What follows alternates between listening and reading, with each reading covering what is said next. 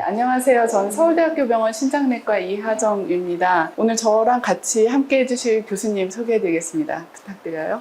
네, 안녕하세요. 저는 대전 을지대학교 병원 신장내과 이서입니다. 궁금하신 것들이 되게 많으실 건데 저희가 최대한 이제 궁금하신 것들을 좀 풀어드릴 수 있는 그런 알찬 시간이 되도록 하겠습니다. 과연 이게 어떤 질환인지 간략하게 우리 이수하 교수님께서 환자분들께서 이야기 쉽게 얘기해 주실 수 있을까요? 의학 질환들 이름이 어쩔 수 없이 한자에서 유래하다 보니까 이제 하나하나 뜯어보면 정형이라고 하는 건 우리가 알고 있는 일반적인 상식적인 이런 뜻을 한자로 표현을 한 거고, 앞에 비가 붙으면 아니다라는 뜻이니까 우리가 일반적으로 알고 있는 게 아닌 형태라는 뜻이고요. 용혈성은 혈액에 들어있는 여러 세포들이 다 깨진다는 뜻이에요. 그래서 일반적으로 우리가 알고 있는 혈액이 깨지는 그런 형태가 아니고 좀 잘 모르겠는, 처음 접하는 그런 형태로 세포가 막 깨지고 있는데, 근데 증상이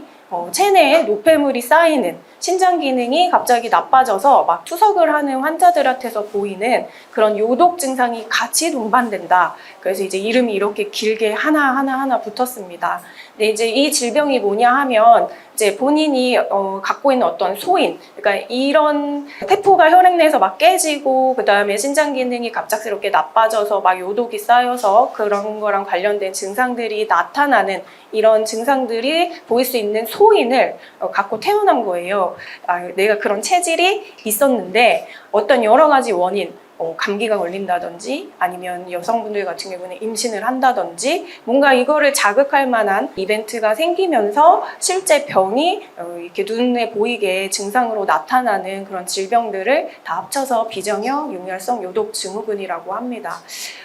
이 질병은 굉장히 좀 드물고, 여기 계시는 우리 환우분들도 처음에 병원에서 이 질병 이름 듣고 사회에 대해서 좀 관심을 갖고 있었는데도 불구하고 이런 이름을 처음 들어봤다 하실 정도로 처음에 굉장히 생소할 텐데요. 실제로도 발병률 자체가 알려진 걸로는 한 100만 명 중에 1명, 그리고 전 세계적으로 이 질병을 갖고 있는 환자들은 한 100만 명 중에 10명 정도라고 알려져 있어요. 근데 사실은 실제는 더 환자가 많을 수 있습니다. 사실은 비정형 용혈성 요독 증후군 환자였는데 그런 줄 모르고 그냥 지나가 버린 그런 환자분들도 있으시거든요. 계속 저희가 이제 이런 질병이 있다라는 거를 정보를 여러 매체를 통해서 알려드려야, 내가 모르고 그냥 투석하고 있는 환자분들, 내가 모르고 수혈을 받고 있는 환자분들, 이런 분들이 본인의 질병에 대해서 정확하게 진단을 받지 않을까 그렇게 생각을 듭니다. 증상들은 건강하게 잘 지냈는데 어느 날 갑자기 소변이 안 나오고 몸이 땡땡 붓고 병원에 갔더니 투석해야 한다고 하고, 이런 증상들이 제일 이제 많이 나타나는 증상이고, 그다음에 혈액 검사하면 빈혈이나 또는 혈소판 수치가 급격하게 감소하는 이런 증상들과 징후들이 보이는 게 특징적입니다. 그래서 이제 제일 중요한 건 이 병이 뭔지 알아야 되고, 뭐 의심해야 되고, 그래서 정확하게 진단을 해야 되는, 그게 제일 중요한 질병이라고 할 수 있습니다. 네, 어려운 병을 선생님께서 증상부터 유병률 얼마나 진단이 되는지까지 잘 설명을 해주셨고요. 이 어려운 병은 왜 생기나요? 대부분은 일단 유전자 돌연변이가 가장 흔한 원인일 거다라고 알려져 있는데, 그치만 한 30% 정도의 환자분들에서는 그 유전자 돌연변이가 명확하게 나타나지 않거나 없는 경우도 있기 때문에 굉장히 이제 드문 질환이다 보니 원인도 규명해가는 과정이라고 아시면 될 것 같고요. 네, 아마 이제 많은 환자분들이 유전자 검사도 하시고 혈액 검사 아마 진단받으시면서 엄청 하셨을 것 같아요. 진단이 어려워서 그런데 다양한 유전자의 돌연변이가 영향을 미치게 되고, 대부분 그 유전자가 보체에 관련된 유전자의 변이 때문에 혹은 보체에 관련된 문제 때문이라고 알고 있는데, 혹시 보체라는 말 들어보셨나요? 그래서 사실은 이제 보체도 보조한다, 뭐 이런 뜻으로 생각하시면 될 텐데요.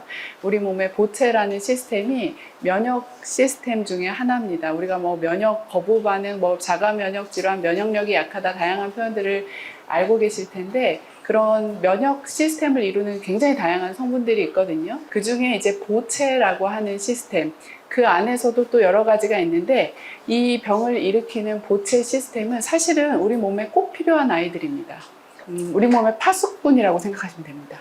파수꾼이 이렇게 막 돌아다니면서 여기 무릎에 상처가 나서 균이 들어올 것 같아. 그러면 가서 이제 걔 균을 먹어주고, 또 나이가 들면서 세포가 계속 살 수 없잖아요. 일부의 세포들은 죽기도 하거든요, 스스로. 그러면 그 죽은 찌꺼기들이 몸 안에 남아있으면 별로 좋지 않겠죠? 보채들이 가서 얘네들을 또 없애줍니다. 혹은 암이 생길 때 처음부터 확 생기지는 않기 때문에 그러니까 이상한 세포들이 생기면 몸에서 이렇게 있다가 쟤 이상한 애야 라고 인지를 하고 가서 얘를 없애주는 역할을 하는 보채 시스템이 있거든요. 그래서 얘네는 원래 보통 항상 좀 깨어 있습니다. 밤이고 낮이고. 그런데 이 병을 가지고 계시는 분들은 어떤 이유에서인지 잘 모르지만 이 보채 시스템이 과활성화가 된 거예요. 이 아이들의 보채들의 텐션이 이렇게 쫙 높아서 필요할 때 이렇게 막 활동을 했다가 괜찮아지면 좀 텐션이 내려가야 되는데 텐션이 안 내려가고 계속 높아져 있는 거예요. 그러다 보니까 나는 누군가를 없애고 클리어해야 되는데 대상이 없어. 그러니까 내 세포를 공격하는 거예요. 그래서 생기는 병입니다. 그래서 이 병을 가지신 많은 분들이 있지만 병이 항상 활성화되어 있지는 않으실 겁니다. 항상 활성화되어 있을 때 치료를 받고 괜찮아지면 또 괜찮으시죠? 그러나 어떤 원인에서건 뭔가 자극이 주어졌을 때 얘가 또 텐션 하이가 되면 이거를 또 억제를 못하고 다시 그때 병이 생기고 하는 형태라고 생각하시면 됩니다. 그래서 제가 오기 전에 챗 GPT한테 물어봤어요. 이 병을 어떻게 하면 잘 설명할 수 있을까? 물어봤더니 청소를 너무 열심히 해가지고 원래 먼지만 닦고 얼룩만 지우고 해야 되는데 너무 열심히 하다 보니까 가구도 다 없어질 때까지 닦고 벽지에 무늬가 다 없어질 때까지 닦고 이런 상황이라고 설명을 하면 일반 환자분들께서 이해하시기 좀 쉽지 않을까? 이렇게 이제 얘기를 제안을 하더라고요. 그러니까 우리 몸에 꼭 필요한 아이인데 이게 조절이 잘 안 돼서 생기는 병이다. 이렇게 이해하시면 조금 편하실 것 같습니다. 그럼 이거를 유전자 검사 말고 다른 뭔가 진단할 수 있는 그 방법이 있는지 한번 여쭤볼게요. 말씀드린 것처럼 이게 진단이 어렵다. 왜냐하면 굉장히 좀 애매모호한 이 질병이 아닌 다른 질병에서도 보일 수 있는 우리 만성 콩팥병 환자들 당뇨, 고혈압 또는 루푸스 그런 자가면역 질환이라든지 이런 질환도 갑자기 급성 활성화, 텐션이 높아지면 그러면 비슷한 증상들이 나타나거든요. 갑자기 소변이 안 나오거나 몸이 붓거나 막 혈압이 갑자기 높아지거나 또는 혈액 검사에서 백혈구 그 면역 관련된 수치들이 이상 소견을 보이던지 아니면 빈혈 수치가 떨어진다든지 혈소판 수치가 떨어진다든지 너무나 이제 비슷한 이런 그 검사 결과들을 보이는 질병들이 굉장히 많아서 그래서 진단이 어려운데 이 지금까지 이 비정형 용혈성 요독증후군의 진단에 어려움을 겪는 게 결국 이런 원인들입니다. 결국 이제 이런 검사 결과들을 다 확인을 해서 첫 번째 이제 자가면역 질환이 아니다. 그 다음에 지금 급성 감염증, 뭐 세균이나 바이러스에 의한 감염증이 아니다. 급성 장염이 아니다. 그리고 지금 임신 상태가 아니다. 그 다음에 이 질병을 일으킬 수 있는 여러 가지 약제들이 있는데 이 약제를 지금 복용하지 않고 있다. 그리고 수술 직후가 아니다. 이런 이제 비슷한 증상을 보일 수 있는 다른 질환들이 다 아니라는 거를 먼저 확인을 하고 그 다음에 이제 유전자 검사에서 유전자 돌연변이까지 확인이 되면 진단을 할 수 있습니다. 근데 이제 문제는 유전자 돌연변이 검사하면 그 검사 결과가 즉시 보고가 되는 게 아니기 때문에 이미 증상, 급성기 증상 때에는 유전자 검사는 나가놓되 추후에 확인을 하는 경우가 많고요. 급성기 때는 대부분 진단은 결국은 제가 말씀드린 여러 가지 이 질병과 비슷한 증상을 보일 수 있는 질병들을 다 먼저 진단해서 아니라는 거를 다 배제를 하고 진단을 하게 됩니다. 그리고 최종 확진은 유전자 검사를 통해서 하고 또 이제 아까 말씀드린 것처럼 그럼에도 불구하고 유전자 돌연변이가 보이지 않는 경우도 있어요. 그래서 유전자 돌연변이가 없다고 해서 비정형 용혈성 요독증후군이 아닌 거는 아니거든요. 그래서 이제 결국은 그 주치의 선생님이 이 질병에 대해서 충분히 이해를 하고 비슷한 증상을 보일 수 있는 다른 질병들에 대해서 다 확인을 해서 아니다라는 걸 확인을 하신 다음에 진단을 하시게 될 겁니다. 뭐 보조적으로는 대부분의 환자들이 다 신장 기능이 갑자기 급성으로 나빠지기 때문에 신장 조직 검사를 하면 그 신장 조직 검사에서 이 비정형 용혈성 요독증후군에서 보이는 특징적인 소견이 보이게 되거든요. 우리 콩팥은 사구체라고 하는 조직들이 한 150만 개 정도 모여서 콩팥을 이루게 되는데 이 사구체가 아주 작은 혈관이 이렇게 포도알처럼 모여져 있어요. 그러니까 혈관 조직이죠.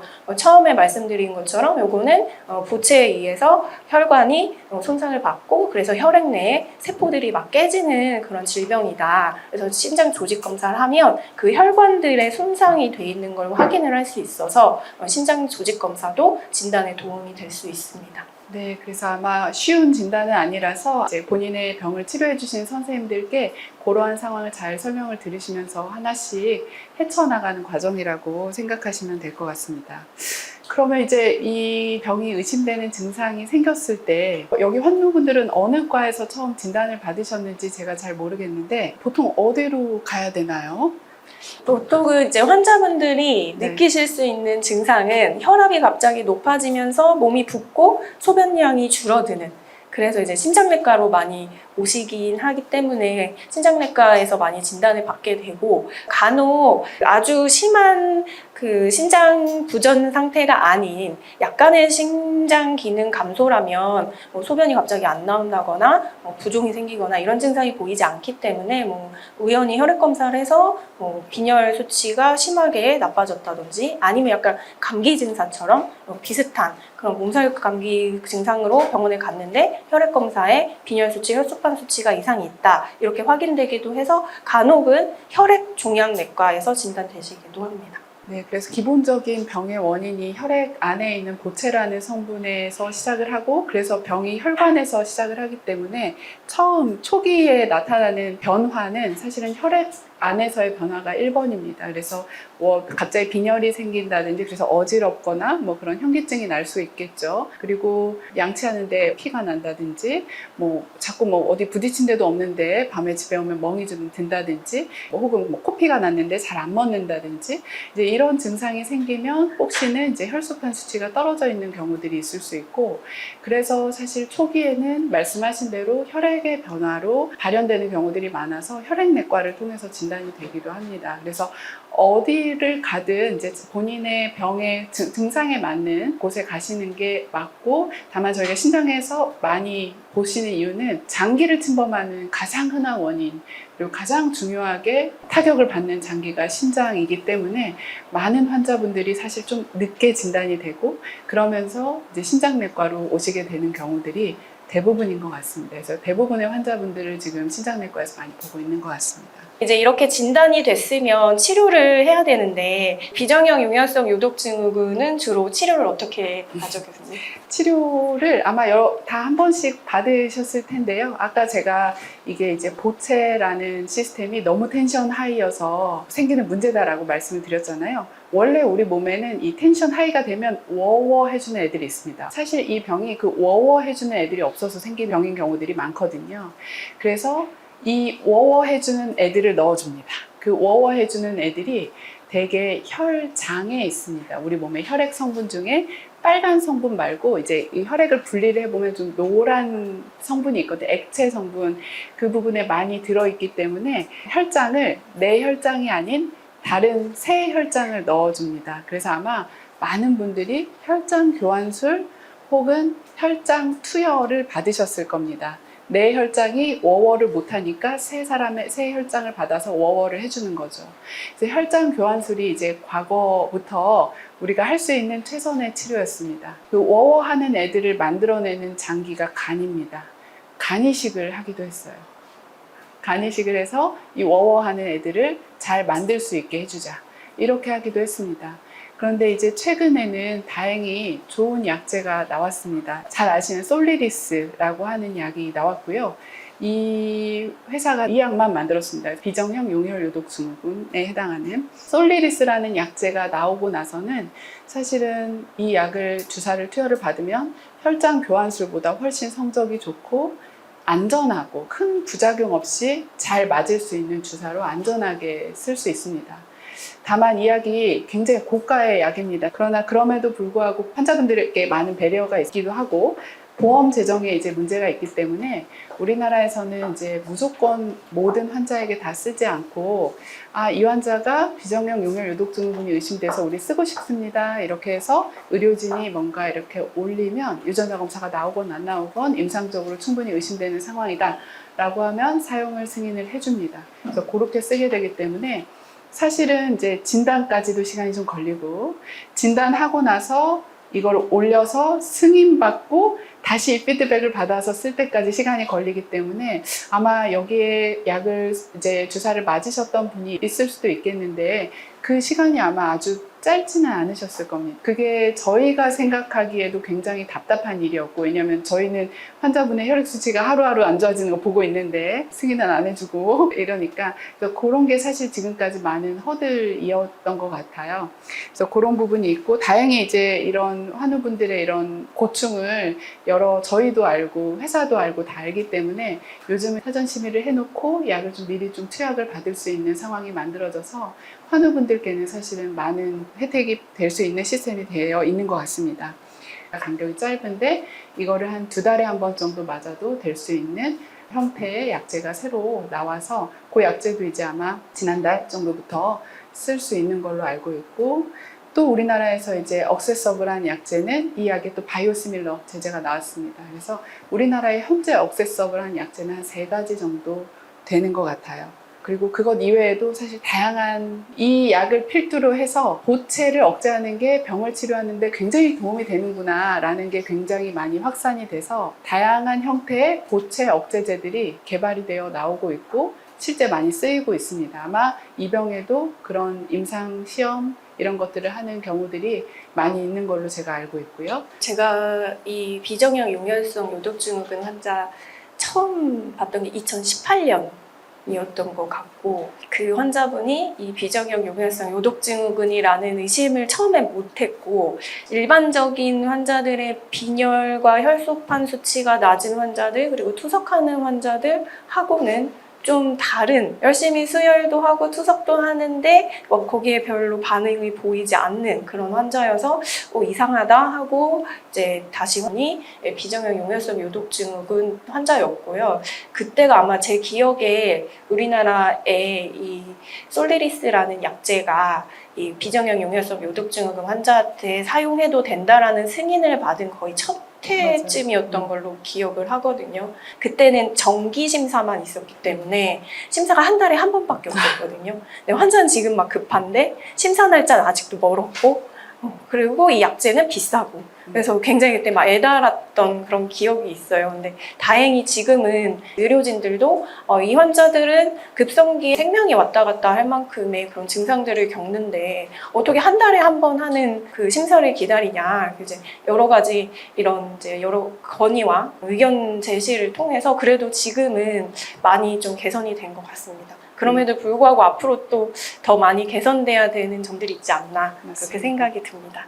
그럼 이제 그 말씀하신 혈전 교환술이라든지 또는 그 솔리리스 또는 요즘 최근에 그 2달 간격으로 맞는 약으로 나온 울토미리스, 이런 약제들을 투약을 시작하면 평생 해야 될까요, 교수님? 아직 사실 정립된 가이드라인은 없고요. 이제 어떤 유전자 형태가 명확한, 그래서 재발의 위험성이 높으신 분들은 이제 지속해서 쓰는 경우들도 있습니다.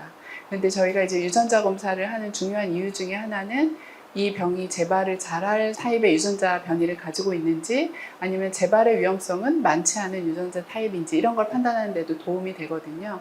그래서 그런 검사 소견들을 가지고 만약에 재발의 위험성이 높으신 분이라고 하면은 조금 더 장기적으로 쓰게 되고요. 그렇지 않은 경우는 한번 쉬어보고 주의 깊게 경과 관찰을 하면서 혹시는 다시 생기면 바로 쓸 수 있게 준비해 놓는 이제 그런 상황이라고 이제 보시면 될 것 같습니다. 아직까지 이거를 평생 한 번도 안 빼놓고 써야 된다, 이런 얘기는 없는 것 같습니다. 네, 고위험 환자인 경우에는 가급적 충분한 기간을 쓸 수 있도록, 그리고 혹시는 이제 중간에 중단을 하더라도 클로즈 모니터링을 해서 재발하는 경우에 조기에 확인하도록 하는 것이 이제 우리나라뿐만 아니라 여러 가이드라인에서도 그렇게 얘기를 해주고 있습니다. 보통은 이제 증상 다 없어지고 사라지고 좀 안전하다라고 생각하는 시점에 네. 저희가 주변을 하는 것 맞습니다. 같고, 교과서나 가이드라인은 한 6개월에서 12개월이라고 돼 있긴 한데, 네네. 그렇죠? 우리나라에서는 한 2년 정도까지는 지금은 쓰게 해주는 것 같아요. 보험에서. 그래서 그 정도까지는 그래서 저희도 불안하니까 지금은 이제 쓰고, 이후에는 이제 환자분께서 안정적이시라면 잠깐 중단을 하고, 괜찮으시면 그대로 보고, 아니면 이제 다시 쓰고 하게 됩니다. 그럴 때 사실 또 중요한 것 중에 하나는 이 병이 저희가 심장만 침범하지 않습니다. 예를 들면 눈, 망막에도 침범을 하시는 경우들도 있고요. 네, 위장관으로 오시는 경우도 있고, 혈관이 풍부하게 있는 모든 장기를 침범할 수 있습니다. 그래서 심장 기능을 모니터링하는 것도 중요하지만 몸에 다른 이상이 생기지 않는지를 잘 보고, 눈 같은 경우 특히나 안과에서 체크를 할 수 있지 않습니까? 검진을 해서. 그래서 그런 망막의 세포의 변화가 생기는 것 같으면, 예를 들면 좀 심장이 괜찮더라도 조기에 쓴다든지 이런 시도들을 해볼 수 있을 것 같습니다. 그래서 병이 진단이 됐을 때 콩팥뿐만 아니라 몸의 다른 데는 괜찮은지를 한번 쭉 보는 거는 굉장히 중요하다고 생각이 됩니다. 그래서 아마 주사 투약 끝나고 나서도 지금 그 이후에 재발하거나 증상이 없어도 정기적으로 병원에 다니시면서 검진하고 계실 거라고 생각이 들고, 혈액 검사 소견이 다 정상으로 돌아왔고 나는 지금 아무 불편함 없이 일상생활을 하고 있다라고 하시더라도 그냥 건강검진 하신다 생각하시고 정기적으로 뭐 3개월 또는 6개월 이렇게 병원 내원하셔서 검사하시는 게 좋을 거라고 생각이 듭니다. 얘가 텐션 하이가 되는 뭔가 상황이 대부분 있거든요. 그게 이제 여자분들 같은 임신 출산하는 경우, 그다음에 뭔가 수술을 받거나 백신 맞고 그럴 때 활성화가 되는 경우들이 간혹 있습니다. 그래서 본인이 생각하기에 뭔가 내가 감기에 이번 좀 세게 걸렸다든지 혹은 뭔가 트리거가 될 만한 이벤트를 겪으시게 되면 사실은 이걸 같이 모니터링을 해달라고 그 병을 보는 의료진한테 얘기를 하시든, 아니면 뭐 이런 외래 상황이라고 한다면 추적 관찰하시는 주치의 선생님한테 가셔서 괜찮은지 확인해 달라고 한다든지 하는 것도 되게 중요할 것 같습니다. 치과 치료나, 이제 여성분들 같은 경우에는 임신 계획을 하신다면 임신 준비하시기 전에 미리 주치의 선생님과 상의를 하시고 어느 시점에 임신 준비를 하는 게 좋을지를 결정하시는 게 좋고, 이제 임신 준비하실 때 필요하다면 좀 미리 예방적으로 주사, 솔리리스나 울포미리스 약을 주사를 맞으셔야 할 수도 있어서 그런 경우에는 뭐 정기검진 아니더라도 주치의 선생님 내원해서 상의하시는 게 좋을 것 같습니다. 그러면 이제 주사를 그만 맞아도 된다는 게 완치일까요? 유전적인 소인이 있다고 하시면, 그러니까 그 순간의 이벤트를 잘 텐션을 다운시켜서 유지를 한다고 하더라도 또 생길 수 있기 때문에 모니터링은 필요하고, 그 이벤트에 대한 완치라고 하면은 뭐 가능할지 모르겠지만 장기적으로 관리해야 되는 병이다라고 생각하시는 게 좋겠고, 또 하나는 이제 그 이벤트가 있을 때 아마도 어떤 형태로든 장기의 손상, 뭐 콩팥이겠죠, 대부분 그런 손상이 있었을 경우에는 그 후유증도 같이 관리를 하셔야 되기 때문에 꾸준히 관리하시는 게 중요할 것 같습니다. 그렇지만 약제가 나오고 나서 이 병의 치료 성적이 획기적으로 좋아진 것은 사실입니다. 아까 혈장교환술만으로는 그닥 예후가 좋지 않았습니다. 혈장교환술만 해서 투석을 하게 되는 상황으로 이르는 게 과거에는 50% 이상이었거든요. 그런데 지금 이제 약제가 나오고 나서는 그 성적이 훨씬 좋아졌습니다. 그래서 새로운 치료들이 나오면서 앞으로도 더 예후는 개선될 수 있지 않을까라고 생각을 하고 있습니다. 그 사전심의 제도가 있다고 해서 의심이 되면 저희가 쓰고 싶다 해서 처방창에 처방을 넣고 쓸 수 있는 게 아닌데, 그래도 이제 최대한 빨리 써야 되잖아요. 그렇죠. 네, 언제쯤부터 써야 환자들 제일 효과가 좋을까요? 사실 빠르면 빠를수록 좋다고 알려져 있고, 여러 이제 연구들에서 진단 후 7일 이내에 쓰면 제일 좋겠다라고 이제 얘기를 하고 있습니다. 현실적으로 쉽지는 않은 시간이에요. 그렇지만 어쨌든 이게 놔두고 계속 있으면 결국은 이게 피가 잘 안 통해서 용혈이 되면서 혈관을 막아서 혈액 공급이 장기에 되지 않으면서 생기는 병이기 때문에 치료가 늦어지면 그만큼 장기 손상은 계속되고 이게 돌아오지 않는 수준으로 진행이 되기 때문에 가능한 빨리 정도로 말씀을 드려야 될 것 같습니다. 그래서 아마 이제 사전 심의 결과를 통보받기 전에 저희가 미리 2차례 투약을 할 수 있는 그런 지원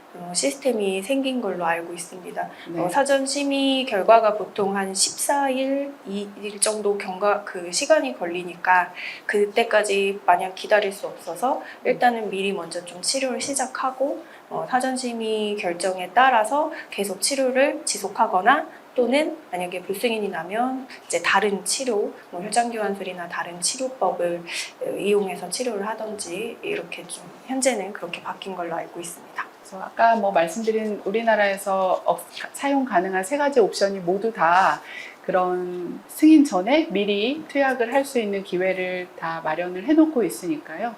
담당 선생님들하고 상의하셔서 적절한 이제 옵션을 택하시면 될 것 같습니다. 아까 말씀드린 이 보채 억제제가 이 약이 뭐 예를 솔리리스라고 하는 약이 예를 들면 시조제입니다. 보채 억제제의 시조제. 그래서 그 이외에 여러 계열의 약들이 많이 나왔고 지금 저희가 승인돼서 쓰는 거는 우리나라에서 쓰는 3가지가 미국도 마찬가지고 다 그렇습니다. 그러니까 전 세계적으로 이 3가지만 딱 쓰고 있어요. 약을 저희가 환자분들께 마음 놓고 투여하기까지 많은 절차를 거치거든요. 임상 시험도 해야 되고 식약처 승인도 나야 됩니다. 많은 새로운 약들이 지금 임상 시험 단계에 있는 약들이 있고 그런 트라이얼을 이 약도 처음 들어올 때는 임상 시험으로 우리나라에서 시작을 했거든요.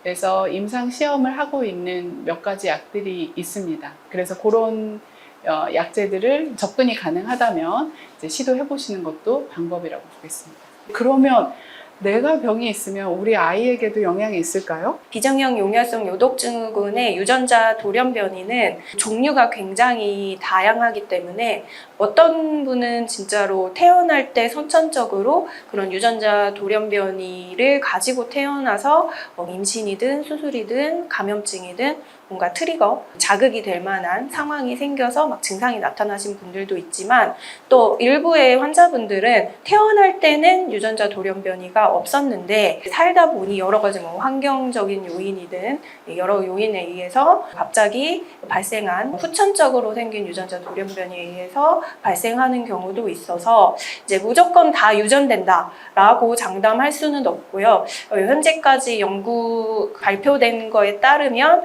그래도 가족력이 한 15%에서 25%, 그러니까 한 10분 중에 2-3분 정도는 내가 이 질병을 갖고 있었는데 우리 아이한테도 똑같이 이런 질병이 나타나거나 또는 우리 부모님 중에 그런 분이 계셨거나 하는 경우가 있어서 만약에 진단되신 분이라면 아이나 또는 가족분들 유전자 검사 해보시는 건 좋은 방법 중에 하나일 거라고 생각이 들고요. 미리 좀 내가 그런 유전자 돌연변이가 있다라는 거를 알고 계시면 좀 평소에 정기적으로 검진을 하신다든지 또는 뭔가 이제 그 유전자 돌연변이 있는 소인에 대한 자극이 될 만한 상황이 생길 때 미리 좀 상담하고 예방이 필요하면 또 예방하면서 하실 수 있어서 이게 환우분들 중에 혹시 우리 아이 어떨지 걱정되신다 하면 유전자 검사 해보시는 것도 괜찮은 방법입니다. 아이가 유전자가 있다고 또 아이가 무조건 병이 생기지는 않습니다. 그래서 유전자를 주더라도 이게 실제 발현이 되느냐는 또 다른 문제거든요. 이 병은 그래도 유전자가 있어도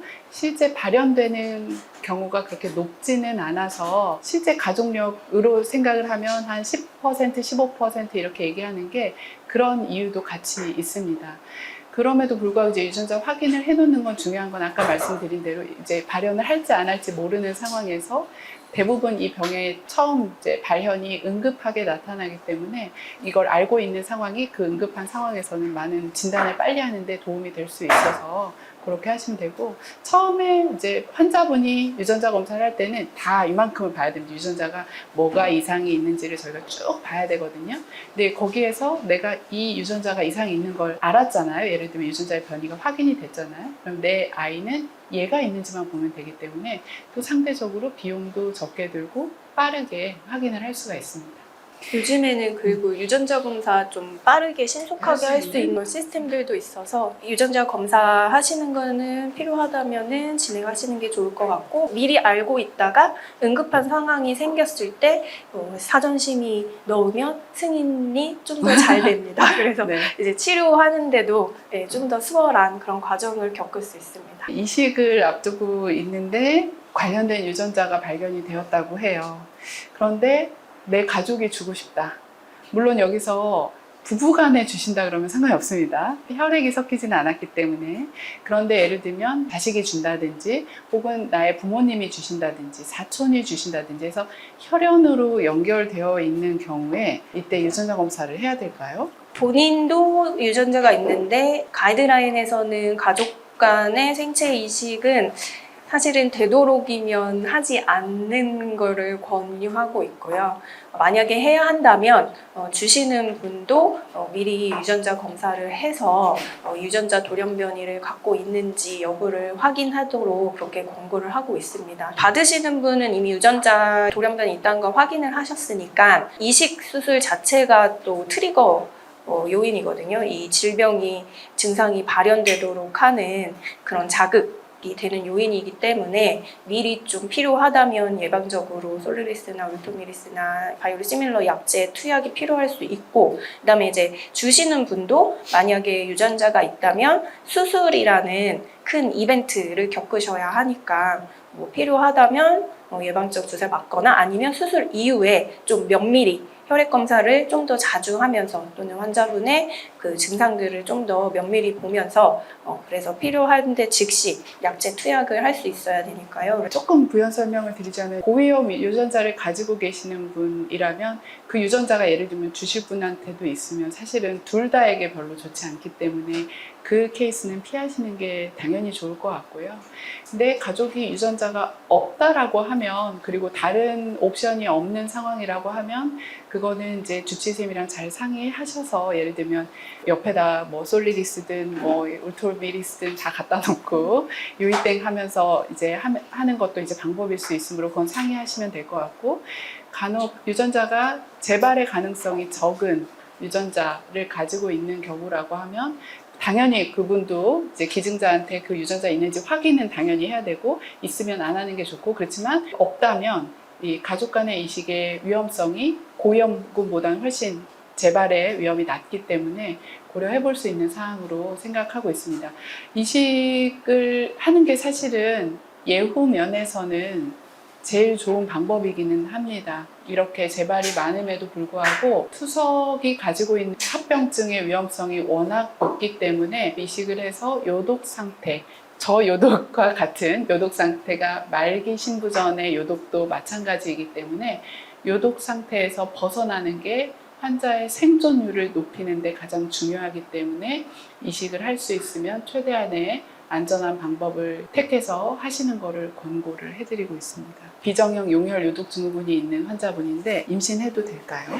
비정형 용혈성 요독증후군 환자분들의 특징이 비교적 젊은 나이에 진단되시는 경우가 많아서 여성분들 같은 경우는 가임기에 진단이 되고 그래서 이제 임신을 계획하시는 경우들이 많이 있는데 앞서 말씀드린 것처럼 임신 하셔도 되는데 임신 준비하시기 전에 철저한 검사들을 하시는 게 중요하고요. 유전자 돌연변이가 없거나 또는 유전자 돌연변이가 있는데 재발할 그 위험이 낮은 위험군에 속하는 돌연변이다 하시면 일단 임신 준비하면서 면밀히 모니터링을 하면 되겠고요. 만약에 재발의 위험성이 높은 그런 돌연변이를 가지고 있다라고 하면 환자의 안전을 위해서는 사실은 임신을 안 하시는 게 좀 더 안전하지만 임신 원하신다 하면 이식할 때랑 비슷하게 솔리리스나 울토미리스나 바이오시밀러 약제 같은 걸 좀 미리 준비를 하고 임신 출산하면서 하셔서 혹시 증상이 발현됐을 때 바로 사용할 수 있도록 하시면 되겠고요. 사실 이제 임신 기간 동안에 이 비정형 용혈성 요독 증후군이 급성기를 맞는 경우는 거의 드물고, 임신하고 있는 동안 생기는 비슷한 다른 증상들 나타나는 건 사실 비정형 용혈성 요독 증후군 말고 뭐 임신 중독증이라든지 다른 질병일 가능성이 크고요. 임신 중보다는 출산하고 한 이틀에서 3일 사이에 급성기 증상들이 갑자기 발현되는 경우가 많기 때문에 임신 기간 잘 보내시고 출산할 때, 그 출산 준비할 때 주치의 선생님이랑 잘 상의하셔서 그리고 면밀히 모니터링하면서 출산하시는 게 중요합니다. 그 산전 유전 상담 이런 것들을 같이 받으셔서 이제 혹시는 아이한테 문제가 혹시 있을지를 미리 요즘은 스크리닝하는 게 법적으로 허용된 희귀한 질환들이 있습니다. 그래서 이제 그런 게 가능한지 상담을 받아보시고 이제 결정을 하실 수도 있습니다. 네, 이런 가임기 여성분들 진료할 때 저희 드리는 말은 엄마가 행복해야 아기도 행복하니까요. 아기를 갖고 싶은 마음이 굉장히 간절하신 분들이더라도 엄마 건강 그리고 엄마 행복 먼저 보장받고 그 다음에 임신하시도록 그렇게 설명드리거든요. 그래서 뭐 비정형 용혈성 요독증후군 더더군다나 그러니까 임신하실 수 있고 하시기 전에 주치의 선생님이랑 충분히 상의하시면 좋겠습니다. 비정형 용혈성 요독증후군 전염도 되나요? 전염은 안 됩니다. 명확히 말씀드리지만 전염이 되는 병은 아니고요. 예방이 되냐라고 했는데 예방은 사실 쉽지 않은, 물론 산전 진단을 해서 예방을 한다. 그건 가능할 것 같은데 그렇지 않은 경우에는 이제 예방이 된다기보다 이제 조기에 이벤트를 이제 확인해서 조기에 치료할 수는 있을 것 같습니다. 여러 예방접종들을 하게 되는데 뭐 독감 예방접종, 인플루엔자 또는 코로나 예방접종 시기니까 예방접종하러 오셔라 이런 문자 받으시는 경우 있고, 또 폐렴 구균 예방접종이라든지 대상포진 예방접종이라든지 이런 예방접종들 그 비정형 용혈성 요독증후군 환자분들 하셔도 되는지도 궁금합니다. 네, 사실 이제 백신이 좀 어렵습니다. 이거 맞아서 탈나면 어떡하나 걱정들을 사실 많이 하시는데 기본적으로는 안 맞고 병이 생겼을 때 그게 훨씬 더 큰 트리거가 될 수가 있기 때문에 맞으시는 거를 권고를 드립니다. 모든 종류의 백신 다 맞으셔도 되고요. 다만 아까 말씀드린 첫 번째는 병이 비교적 안정적일 때 맞으시는 게 제일 좋겠다. 막 지금 막 재발해서 치료받고 있는데 코로나 백신 지금 당장 맞아야 되나, 그렇게 하지는 않고 조금 이제 병이 가라앉고 안정된 상태에서 맞으시는 게 좋겠다라는 말씀을 하나 드리고, 두 번째는 아주 드물게 코로나 백신 혹은 다른 독감 백신 이런 걸 맞고 여기에 이제 반응해서 몸에서 항체를 만들어내기 때문에 또 면역 시스템이 활성화가 되거든요. 그래서 그 과정에서 얘도 다시 텐션 하이가 될 수가 있습니다. 그래서 백신에 의해서 트리거가 되는 상황이 생기는지를 면밀히 관찰하고, 만약에 좀 걱정되면 좀 빨리 가서 검사를 받아보신다든지 해서 조기에 이게 활성화됐는지 여부를 확인하시는 게 좋을 것 같습니다. 그래서 역시나 잘 준비하고 맞자라고 하는 게 제 의견이라고 보시면 될 것 같습니다. 예방접종 중에 수막구균 접종은 그쵸. 꼭 반드시, 하셔야 되죠. 보채 억제제를 사용하시는 분은 꼭 하시는 게 좋습니다. 왜냐하면 보채가 아까 제가 말씀드렸죠. 이 감염균이 들어오면은 얘가 이제 가서 얘를 죽여야 되거든요. 근데 우리가 예를 들면 보채 억제제라고 하는 아까 솔리리스, 울토미리스, 에피스클리 이게 세 가지 우리나라에서 사용 가능한 약제인데 이런 약제를 쓰게 되면 보채가 억제가 되잖아요. 그럼 거꾸로 우리 몸의 파수꾼들도 좀 약간 쉬고 있는 상황이니까 그럴 때 감염이 되면 굉장히 위험한 상황이 생길 수 있습니다. 그래서 그럴 때 위험할 수 있는 균에 대한 예방접종은 보채 억제제를 투여하기 전에 아마 모든 경우에 맞으시도록 권고를 받으시게 될 거고 맞으셔야 됩니다. 아마 다음은 우리 환우분들이 제일 궁금해 하시는 부분일 것 같아요. 그러면 진단을 받았고 지금은 안정기인데 혹시 재발하지 않도록 하려면 평소에 일상생활 관리 어떻게 해야 하는지, 뭐 음식 또는 운동 또는 뭐 회사 사회활동 이런 것들 어떻게 해야 하는지 제일 궁금해 하실 것 같아요. 네. 근데 사실은 생각해보면 음식을 뭘 먹으면 좋아지나요? 그거는 사실 정해져 있는 건 없습니다. 그래서 항상 일상생활에 지장을 주지는 않습니다. 일상생활은 평소대로 하시면 되는데 다만 가급적이면 건강한 생활 습관을 유지하실 수 있게 하시는 게 좋다 이렇게 말씀을 드리고요. 운동 당연히 하시면 좋죠. 운동 건강에 좋은 거니까. 음식도 특별히 이것 때문에 가리거나 피해야 될 음식이 있지는 않습니다. 다만 많은 경우에 이제 신장 침범을 같이 동반하고 있기 때문에 저희가 신장에 병이 있는 환자분들께 보편적으로 말씀드리는 좀 싱겁게 드시는 거, 그리고 과도한 육류 섭취, 과도한 단백질 섭취는 좀 피하시는 거, 그다음에 성분이 명확하지 않은 약재 이런 것들은 좀 피하시는 거, 이런 것들을 이제 권고를 하고 있고, 과도한 이제 몸무게 증가, 비만, 이런 대사병증의 관리, 이런 것들은 아주 공통적인 내용이니까 꼭 비정형 용혈성 요독 증후군이라고 해서 특별하게 더 하셔야 될 게 있을 것 같지는 않습니다. 다만 이제 감염증 생기면 갑자기 확 재발할 수 있으니까 감기 유행하는 시즌 이럴 때는 사람 너무 많은 곳에 가시지 않는 게 좋겠고, 만약에 가셔야 된다면 마스크 착용하시고 집에 돌아오셔서 손 세정하시는 게 좋고, 그다음에 여름에 상한 음식에 의해서 갑자기 급성 장염 생겨도 이게 이제 병이 확 재발할 수 있으니까 여름에는 날 음식이나 이런 것들 주의하시면 될 것 같습니다. 희귀병이라서 막막하고 불안해 하실 것 같아요. 이제 정보를 얻고 싶고, 나 말고 다른 분들은 어떻게 치료하고 있는지, 평소 생활은 어떻게 하고 계신지 궁금하고 해서 이렇게 환우회가 만들어진 것 같은데, 이런 불안감을 어떻게 극복해야 할지. 정답도 얘기해 주신 것 같은데요.